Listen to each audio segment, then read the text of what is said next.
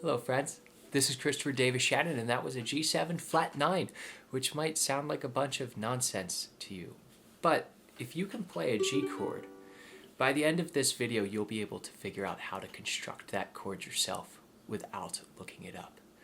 In the uke world we get pretty hung up on chord shapes. Shapes are important, recognizing these congruent groupings of notes. But understanding how chords are built gives us the facility to mold them into whatever we would like. So sit back, relax, grab a cup of coffee. Let's figure out how chords are made. The first thing we need to do is take a step back and start at the very beginning. Why is this a G major chord?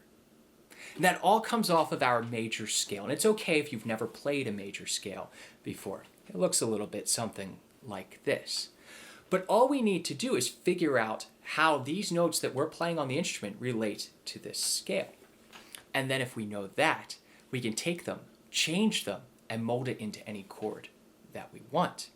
So as you look at this major scale, our G chord is built off of 3 notes. We have the root or the name of the chord, which is our G, which you're doubling on the 3rd fret of our E string, or if you're playing low G, it's an octave above. And then we're going to take the 3rd scale degree, called our 3rd, so we can just count up to that, G, A, B. We're adding a B, that's the note on the 2nd fret of our A string. And then we're finally going to add the 5th scale degree, G, A, B, C, D. That's the 2nd fret of our C string. Now those of you that have some knowledge will probably say, well, this is a 2nd inversion G major chord, or that we're playing it not over top of a G as the lowest note, at least on high G uke, but over top of a D, the 5th. And that is absolutely correct, but it's something we're not really going to concern ourselves with here. Most chords that we play on uke are not in root position because we only have 4 strings to deal with. So that is okay. We don't need to worry about it. But what we do need to worry about is how each of these notes is functioning. Our G's are the root of the chord. They're never going to change. Our 3rd is the B, which is on our A string, and our 5th is the D that is on our C string. And with this knowledge, we can take this G major chord and mold it into something different. The first step to understanding complex chords is understanding just the underlying foundation of them. And these are what we call triads in music, or 3-note chords. Our G major chord that we just played is our first triad chord. And there are 3 other versions of that. We have minor, diminished, and augmented. So what we're asking ourselves is not how do we play it on uke, but what changes do we make to the G major chord to turn it into these other ones. So let's look at that. If we put down our G major chord, to make a minor chord out of this, we need to take the 3rd, which is our B on the 2nd fret of the A string, and bring it down 1/2 step, or slide it 1 fret this way. And you've probably played a G minor chord before. It looks like this. All we're doing is adding now a B flat on the A string as opposed to a B natural. And that is our minor triad. And we can take this 1 step further by taking the 5th of the chord. We said the root's never going to change. We're always going to have a G here.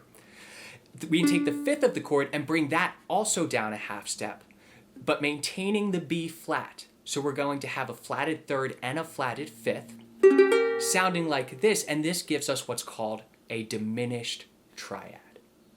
Now our final iteration of the triads that we need to look at is what's called augmented. And this is based off of our G major chords. We're going to bring it back up to this B natural. And we're going to raise the 5th scale degree, our D, a 1/2 step again. So we're going to bring this up to a D sharp on the 3rd fret. So this is our G augmented chord. And the cool thing about this is that if we add another 3rd on top of that D sharp, what happens? Well, we return back to G with this major chord. So this keeps repeating itself, which means this is not just a G augmented chord, but we can take any note name that's contained in this and call it that augmented chord. So this is a G augmented, a D sharp augmented, an E flat augmented, because D sharp and E flat are the same note, or a B augmented chord. And we only have really one shape for these on uke, up and down the neck. So now let's look at our first extension that we add, the 7th. So once we're comfortable with our triads, we can start building upon them. And remember that all these 7th chords and these extensions that we're going to talk about later are in addition to these basic triads. Everything is built upon these. It is not instead of your triad. It is in addition to your triad. So first thing we need to look at is the most commonly used addition, which is the 7th. So we can just count up again to our 7th. G, A, B, C, D, E, F sharp. And how do we know it's going to be an F sharp if we don't know the key signature? And it's okay if you don't. If you know where the root is, the name of the chord, we know our G is on the 3rd fret. Our major 7th is going to be the fret below that, which is an F sharp. But you can also just move the root down 1/2 step and you'll have a major 7th. So what we have here is our major triad. This is our G, and we're adding an F sharp. This is what we call a G major 7th. Now, we don't always have to add a major 7th interval. We can also bring it down 1 more fret, 1 more 1/2 step, and make it a minor 7th interval. So we have our G major chord. We bring it down an extra 1/2 steps. We add an F natural.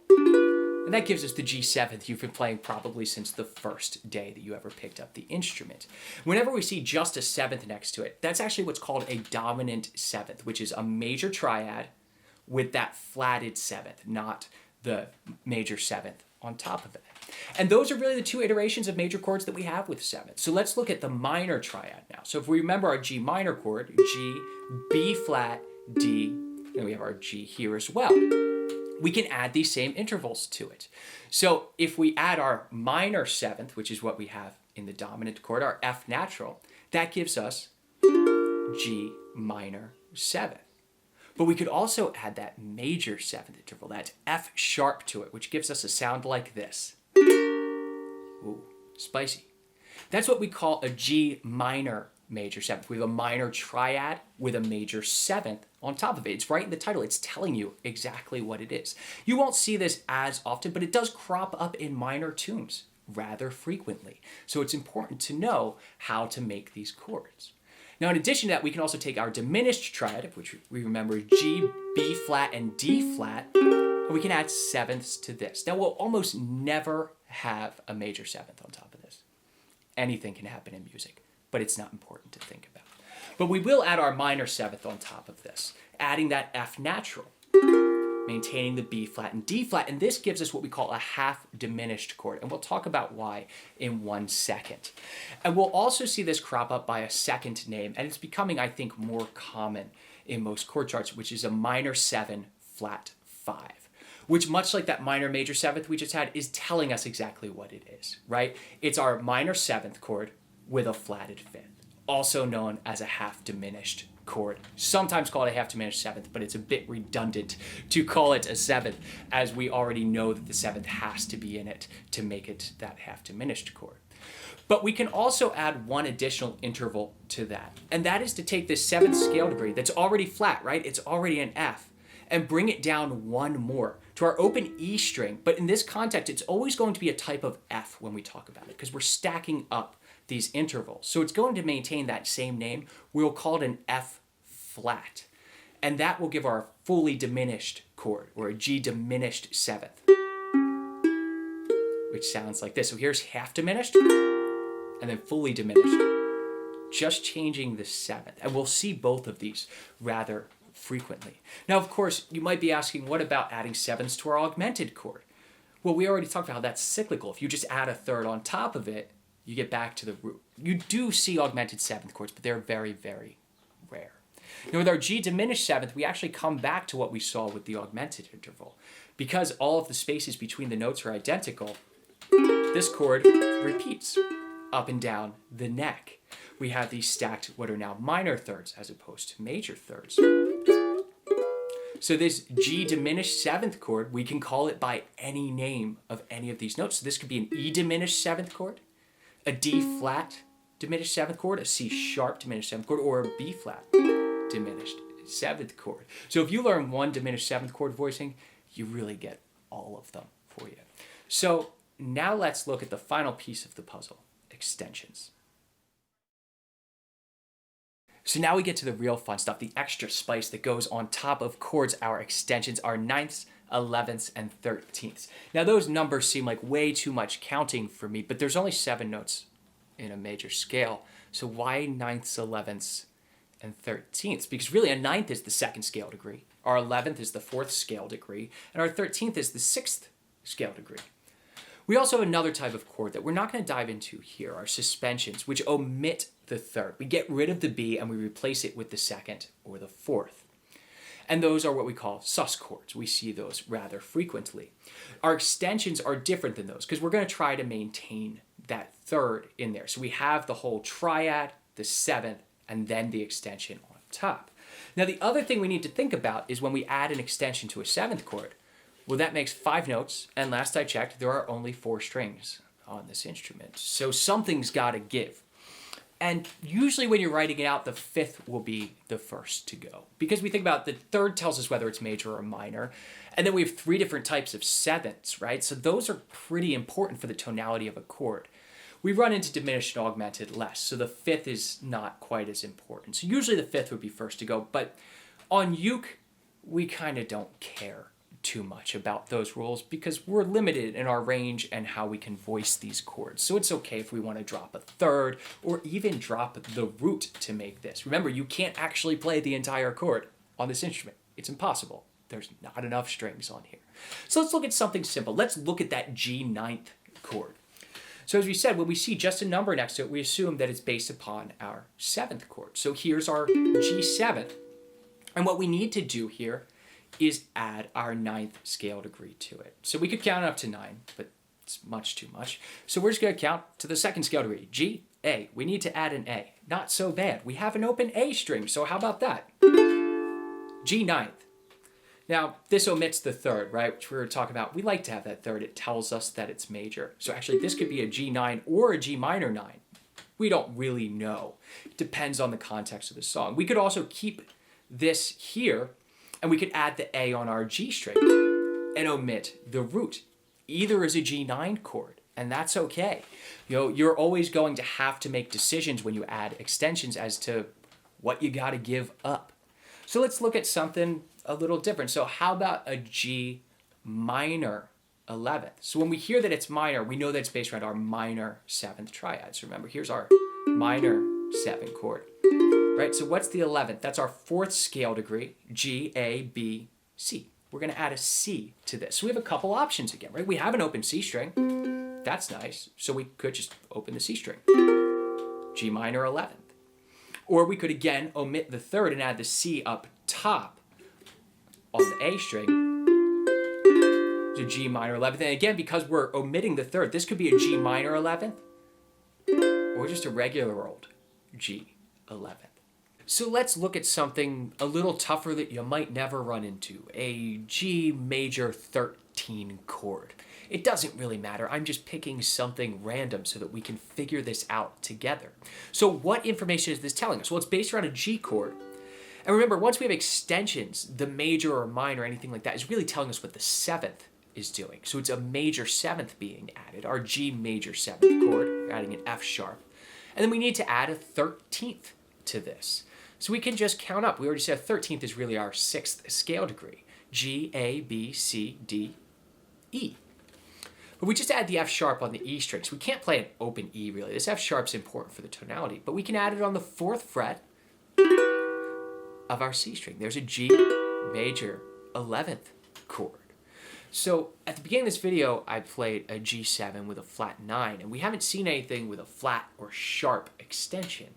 But all that means is you need to figure out what the 9th, 11th, 13th is, and then modify that. So a flat 9, we already said, is an additional A to our G7th chord, right? There's our A, or we can play it here, right?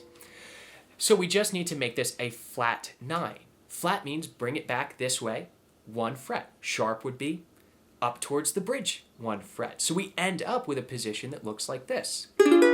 And that is our G7 flat 9 chord.